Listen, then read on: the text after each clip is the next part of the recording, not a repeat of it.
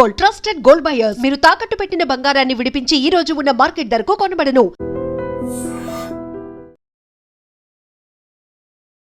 హరీష్ రావు గారి గురించి ప్రస్తావన తెచ్చారు కాబట్టి సార్, ఇప్పుడు కవిత గారు పార్టీ నుంచి బయటికి వెళ్ళిపోయింది.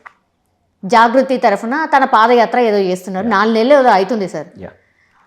తను డైరెక్ట్గా చెప్తుంది, మా తండ్రి తప్పు చేయలే, మా అన్న తప్పు చేయలేదు, ఇక్కడ మొత్తం కల్ప్రిట్ ఎవరన్నా ఉన్నారు అని అంటే సంతోష్ రావు యాజ్ వెల్ యాజ్ హరీష్ రావే. వీళ్ళిద్దరే ఈ పార్టీని నాశనం చేసిర్రు. ఈ పార్టీ గెలవకుండా పోయింది అని అంటే వీళ్ళ వల్లే, ఈ పార్టీని గుంజుకోపోయేది కూడా వీళ్ళే అని తను చెప్తున్నారు. ఇప్పుడు మీరు చెప్పింది తను చెప్పింది ఎక్కడో మ్యాచ్ అయినట్టు అనిపించింది సార్.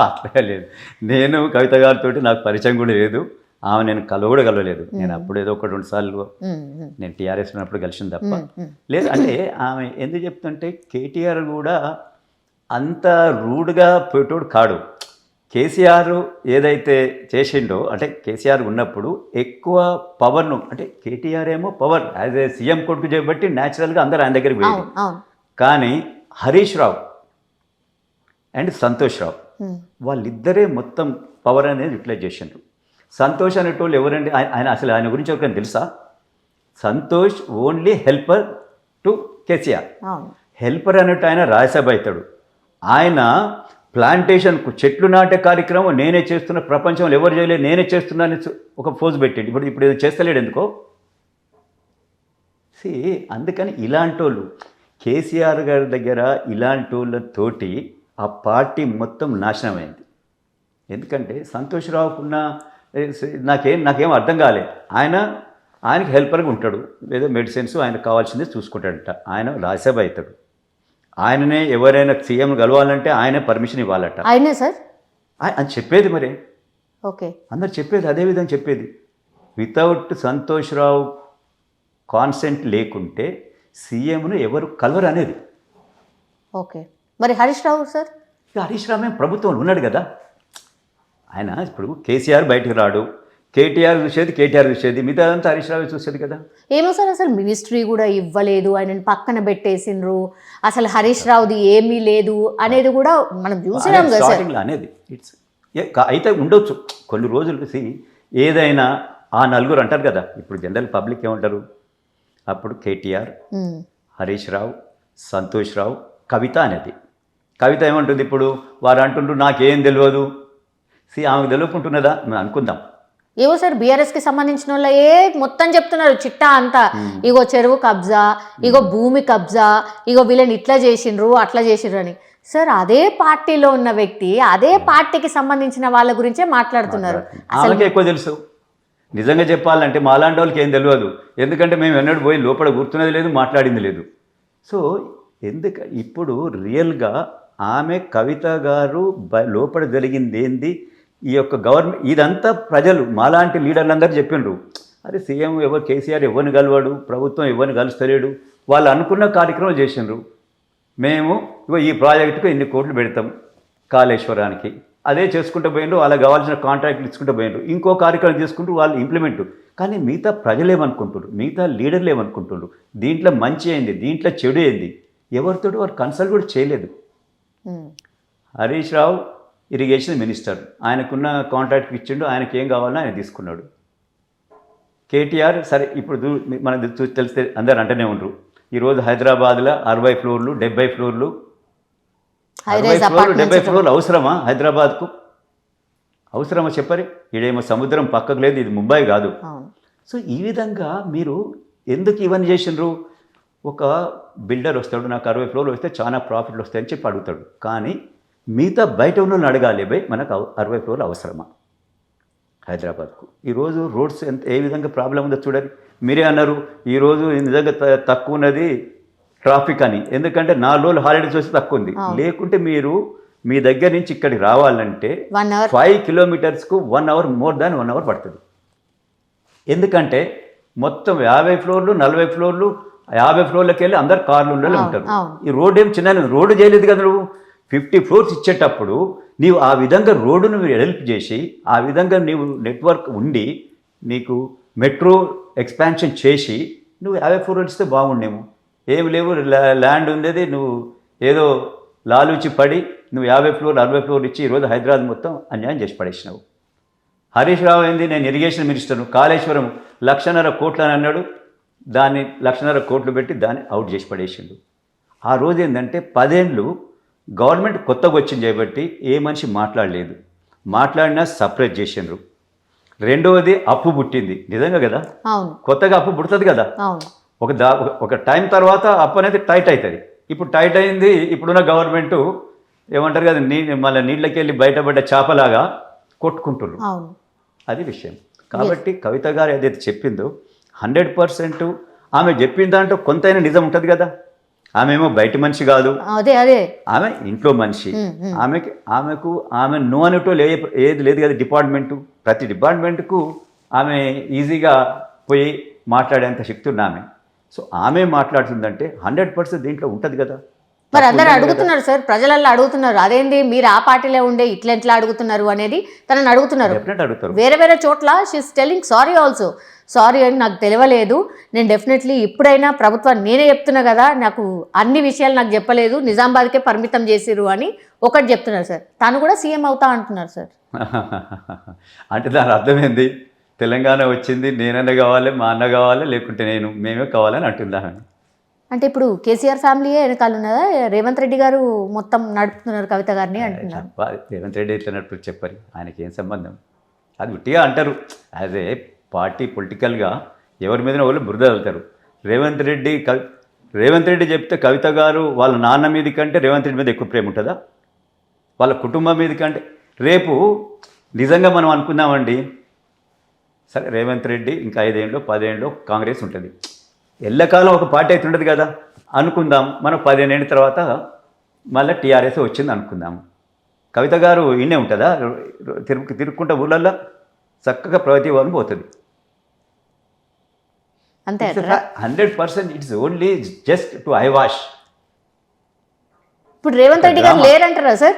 మరి టీఆర్ఎస్ ని డ్యామేజ్ పొలిటికల్ పార్టీ, ఒక పొలిటికల్ పార్టీ దాంట్లోకి వెళ్ళి వచ్చి ఆమె అడిగేదానికి అరే మంచిదే కదా మాట్లాడిని అనుకుంటారు.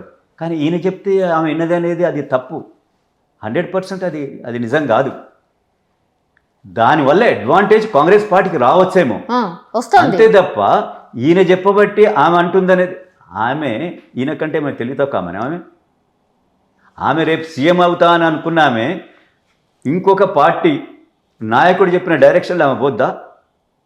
అంటే ఆమెకి ఏముందంటే ఈ విధంగా అన్నప్పుడు ప్రజలలో ప్రజలు ఎట్లుంటారండి, నేను ఒక పార్టీకి ఇష్టం, ఒక మనిషి అంటే నేను ఇష్టపడతాను, ఆయన ఇంకోవాలంటే ఇష్టపడతారు.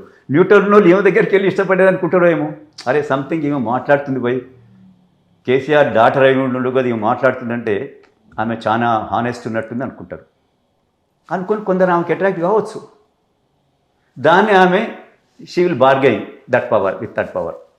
రేపు నాకు కూడా ఇంత పవర్, ఆమె దగ్గర మనీ ఉంది, నోరు మాట ఉంది, ఎక్స్ సీఎం గారి డాటర్.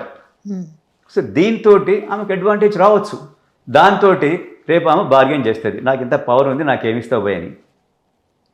ఎవరి దగ్గర అంటారు? కాంగ్రెస్ దగ్గర, బీఆర్ఎస్ దగ్గర, ఎవరి దగ్గరైనా బీజేపీ దగ్గర, ఏ పార్టీ వచ్చినా కూడా చేస్తుంది 100%. ఆమె అయితే సీఎం అయితే కాదు కదా, ఏమవుతుంది, ఒక మినిస్టర్ కావాలంటే ఏం కావాలి, ప్రజలలో ఒక రావాలి, ఓహో కవిత గారు కూడా she something, she having some పబ్లిక్లో ఒక ఇమేజ్ ఉంది అని రావాలి. ఉన్నప్పుడు ఎవరైనా ఇప్పుడు ఈరోజు ఏమన్నా నువ్వు ఈ పార్టీకి వద్దు, ఆ పార్టీకి వద్దు, ఆ పార్టీకి వద్దు అనేది ఉందా? ఏ పార్టీకైనా ఎవరైనా పోవచ్చు. పాలిటిక్స్లో ఏమంటారు దాన్ని, ఒక అంటే ప్రజలకు నేను జవాబుదారు అనే ఒక ఫీలింగ్ లేనప్పుడు నేను పైసలు వేస్తున్నా, పైసలు గుప్పుతున్నా, నేను అవుతున్నా. నిన్న మనకు సర్పంచ్ ఎలక్షన్ చూసినాం, అంత మనీ అవసరమా చెప్పరే? 11,000 కోట్లు సార్ మొత్తం. ఇంత ఖర్చు పెట్టి సర్పంచులు ఏందది? ఇదంతా ఎప్పుడు వచ్చింది? నిజంగా చెప్పాలంటే టీఆర్ఎస్ గవర్నమెంట్ వచ్చిన తర్వాతనే ఇంత మనీకి ఇంత వచ్చింది. అంతకుముందు పార్టీలు ఉన్నాం, ఇంత మనీ లేదు, ఇంత మనీ ఖర్చు పెట్టకపోయేది. ఇప్పుడు రిజర్వ్ క్యాండిడేట్ కూడా నేను 1000 రూపాయలు ఇచ్చిన అంటాడు. ఎక్కడి నుంచి వస్తారా బాబు నీకు పైసలు? ఆయనకున్న 2 ఎకరాలు అమ్ముకున్నాడు, ఎక్కడనో పెట్టిండు, పైసలు తీసుకొచ్చిండు. 500 మంది వాళ్ళ ఊళ్ళో ఉన్నారు, 300 మందికి నేను 1000 రూపాయలు ఎక్కడ ఇచ్చిన, ఆ 2 ఎకరాలు అమ్మినా నేను తీసుకొచ్చి ఇచ్చిన. అచ్చా ఇంకోటి టీఆర్ఎస్ ప్రభుత్వం ఏం చేసింది? తిండి ఒకటి నేర్పింది, తాగుడు ఒకటి నేర్పింది. ఏదైనా ఊర్లో ఒక కార్యక్రమం జరుగుతుందంటే తిండి పెట్టాలి, తాగుడు పోయాలా, మినిమం అదిగా. అది ఏందో అదొక అంటే అది పెట్టరా అంటే కేసీఆర్ ఏం చేసిండంటే ప్రజలను ఆ విధంగా అట్రాక్ట్ చేసి చేయాలని చేసిండు. దానివల్ల ఫ్యూచర్ ఎంత నష్టపోద్దని అని ఆలోచన చేయలే. నేను ఇబ్రాహీంపట్నంలో నేను కాంటాక్ట్ చేసి ఓడిపోయినా. నేను మీటింగ్ పెట్టేది, నేను భోజనం పెట్టేది, నా ఎమ్మటి తిరిగేటోళ్ళని ఖర్చు పెట్టినైపోయింది, నేనే ఖర్చు పెట్టేది. కానీ నేను తాగుడు పోయినని చెప్పేది, నేను నాన్ వెజిటేరియన్ బెటర్ అని చెప్పేది. భయ్ మన దగ్గర ఏముందో అది మనం ఖర్చు పెడదాం. ఒకరోజు నీవు నాన్ వెజిటేరియన్ తింటావు, దానివల్ల నీకు మొత్తం శక్తి అంత వచ్చింది, ఏడాది సరిపోదు. సో మనం కొన్ని విలువలతోటి మనం ముందలు పోతే మిగతా వాళ్ళు ఎవరన్నా మనం ఒక 100 మంది మన విలువలను గ్రహించి ఒక్కడన్నా దాన్ని పాటిస్తాడేమో. కానీ టీఆర్ఎస్ గవర్నమెంట్ వచ్చినాక ఇంత తిండి, ఇంత ఖర్చు, ఇంత ఇది వచ్చింది. నువ్వేం చేసినావు? తెలంగాణకు నువ్వు మంచి వాళ్ళని కలవైతివి, మంచి వాటిని మీరు ఇంప్లిమెంట్ చేయవైతివి. నువ్వు ఇప్పుడు నేను తెలంగాణ తెచ్చిన నేను కాబట్టి నువ్వు సీఎం అయినావు. నిజాం కాబట్టి అందరు సీఎంలు అయినరు, నిజాం పోయినాక అందరు ఎంపీలు అయినరు, నిజాం పోయినాక అందరు ఎమ్మెల్యేలు అయినరు. మార్పు అనేది వస్తుంది. రేపు పోయినాక మళ్ళీ నియంత్రణలు వస్తారో ఏమో రేపు. ఇదే విధంగా పాలిటిక్స్ జరిగితే 100% నియంత్రణలే వస్తారు. ఈరోజు మనం రష్యా చూసినాం, అంతకుముందు మొత్తం కమ్యూనిజం ఉండేది, పోయినాక అది మొత్తం విడిపోయింది, దేశాలు అయినాయి. అయినా కూడా నియంత్రణ యాక్సెప్ట్ చేస్తున్నారు కదా. పుత్తిని యాక్సెప్ట్ చేస్తున్నారు, చేస్తలేరా? చైనాని యాక్సెప్ట్ చేస్తున్నారు కదా ఈరోజు. సో రేపు మన ఈ పరిస్థితి కూడా అట్లీస్ట్ మోడీ అనేట ఆయన ఇంతో అంతో దేశాన్ని ముందర తీసుకుపోతుంది. నేను అదే కాంగ్రెస్ అనకున్న జనరల్ పబ్లిక్లో ఉంది. అరే మోడీ బై దేశం నడుపుతున్నాడు. ఎస్, ఈరోజు మనకు ఒక బయట దేశాలలో మనకు ఒక రెస్పెక్ట్ ఉన్నది అనేది వచ్చింది కదా. ఆ విధంగా రావాలా. మనకు అది ఒకటి పబ్లిక్లో అంటే ఏ పార్టీ అయినా నిజంగా చెప్పాలంటే ఉమెన్ ఇప్పుడు 33% ఇప్పుడు రిజర్వేషన్ వస్తుంది సార్ ఉమెన్ కి. చూడండి మరి ఎవరు తీసుకొచ్చిండ్రు? ఇన్ని రోజులకి వెళ్ళి ఎన్నో పార్టీలు అన్నారు, తీసుకురాలేదు కదా. లాస్ట్ ఇంప్లిమెంట్ చేసింది మాత్రం మంచి వచ్చాడు. సరే మనం పార్టీ అనొద్దు, మోడీ అనే తీసుకొచ్చాడు. సో ఈ దేశం వల్ల 50% ఉమెన్ ఉన్నారు, వాళ్ళైతేనే కరెక్ట్. అంటే వాళ్ళకు కూడా ఇవ్వాలి ప్రభుత్వంలో వాటా అని చెప్పి తీసుకొచ్చిండు కదా. సో ఈ విధంగా అందుకనే కేసీఆర్ గారు ఇప్పుడు నిన్న ఎవరైనా హరీష్ రావు తెలంగాణ తీసుకురాబట్టి నువ్వు సీఎం అయినావు కదా అంటాడు. అదేంది నువ్వు మినిస్టర్ అయినా కానీ ఇంకోలని అంటాడు. అదేందండి?